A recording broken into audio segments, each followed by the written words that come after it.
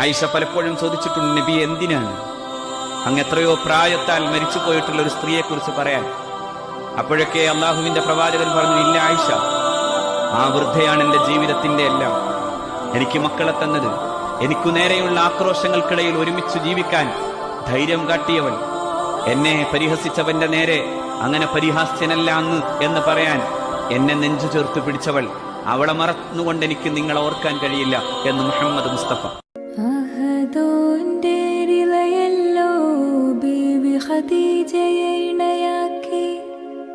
മെഹബൂബിൻ തുണയായി ദീനിന്റെ പ്രഭയായി ഇരുളേറും രാവിതിലായി എന്നെ വിതുമ്പിക്കരഞ്ഞില്ലേ, ഭയമേറും നേരമിലും സമ്മിലൂനിയോതി നബി. നീയാകും വീജികളെല്ലാം ബഹറായലയല്ലേ, സ്നേഹത്തിൻ നിറകുടമേന്തി സുറൂറായി ചേർന്നില്ലേ. ത്യാഗം പേറും നേരം ചേർന്നോരം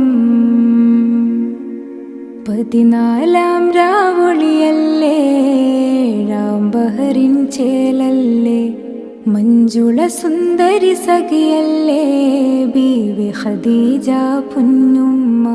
14 രാവൊളിയല്ലേ, ബഹറിൻ ചേലല്ലേ, മഞ്ജുള സുന്ദരി സഖിയല്ലേ ബീവി ഖദീജ പുന്നുമ്മ.